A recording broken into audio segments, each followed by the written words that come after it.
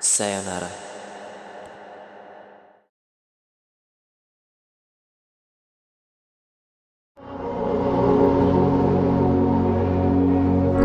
Finally ಆ ದಿನ ಬಂದೇ ಬಿಡ್ತು ನೋಡಿ.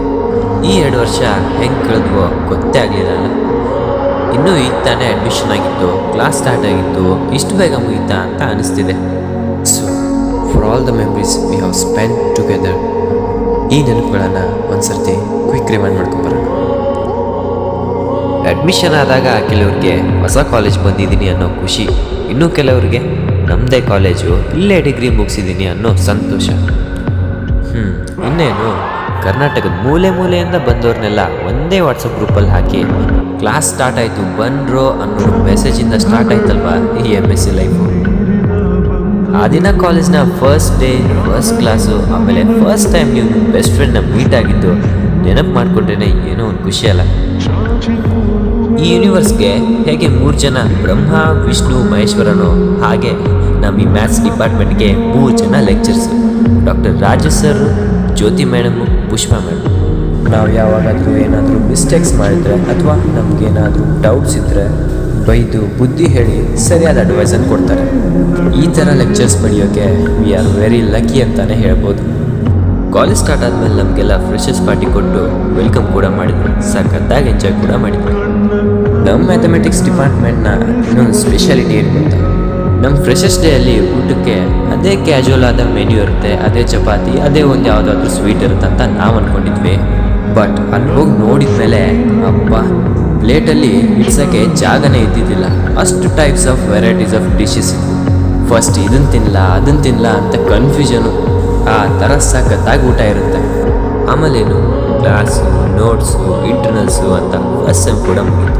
ಹಾಗೆ ಲ್ಯಾಬು, ಜರ್ನಲು ಅಂತ ನಮ್ಮ ಸೀನಿಯರ್ಸ್ ಜೊತೆ ಫನ್ ವೀಕ್ ಕೂಡ ಮಾಡಿ ಮಸ್ತ್ ಎಂಜಾಯ್ಮೆಂಟ್ ಕೂಡ ಮಾಡಿದ್ವಿ. ಹಾಗೆ ನಮ್ಮ ಸೀನಿಯರ್ಸ್ಗೆ ಫೇರ್ವೆಲ್ ಕೂಡ ಮಾಡಿದ್ವಿ.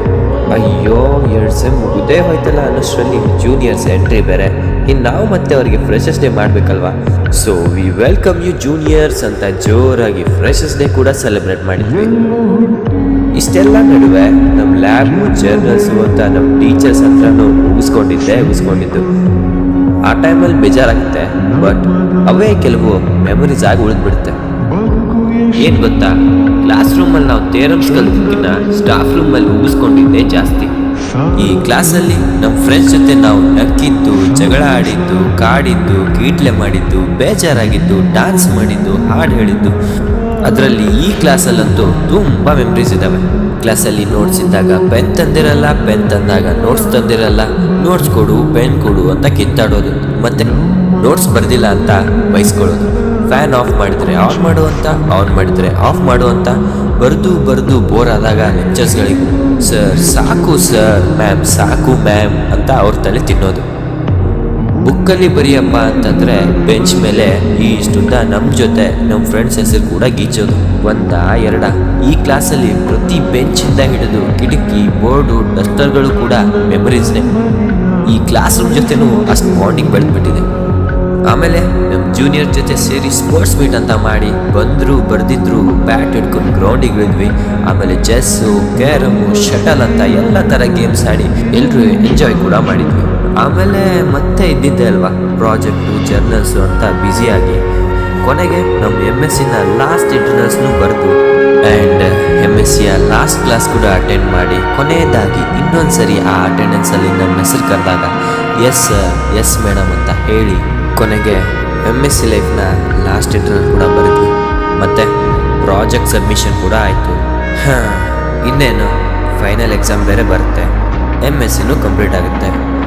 MSc ಕಂಪ್ಲೀಟ್ ಆಯಿತು ಅನ್ನೋ ಖುಷಿ ಒಂದು ಕಡೆ ಇದ್ದರೆ, ಇನ್ನೊಂದು ಕಡೆ ಮತ್ತೆ ಈ ಕಾಲೇಜಲ್ಲಿ ಆ ಕ್ಲಾಸ್ ರೂಮಲ್ಲಿ ನಾವು ಕೂಡ ಆ ಬೆಂಚಲ್ಲಿ ಆ ನಮ್ಮ ಬೆಂಚ್ ಪಾರ್ಟ್ನರ್ ಜೊತೆ ಆ ಅಟೆಂಡೆನ್ಸ್ ಬುಕ್ಕಲ್ಲಿ ಪ್ರೆಸೆಂಟ್ ಹಾಕೋದು, ನೋಟ್ಸ್ ಬರೀದಿದ್ದಾಗ ನೋಟ್ಸ್ ಕಳಿಸೋ ಅನ್ನೋದು, ಕ್ಲಾಸ್ ಗ್ಯಾಪ್ ಇದ್ದಾಗ ಫ್ರೆಂಡ್ಸ್ ಜೊತೆ ಟೀ ಕುಡಿಯೋಕೆ ಹೋಗೋದು, ಮತ್ತೆ ಈ ಕ್ಲಾಸಲ್ಲಿ ನಮ್ಮ ಫೇವ್ರೆಟ್ ಲೆಕ್ಚರ್ಸ್ ಕಡೆ ಬಯಸ್ಕೊಳ್ಳೋದು, ಅವ್ರ ಕ್ಲಾಸ್ ಕೇಳೋಕ್ಕಾಗಲ್ಲ ಅನ್ನೋ ಒಂದು ಸಣ್ಣ ಫೀಲಿಂಗ್.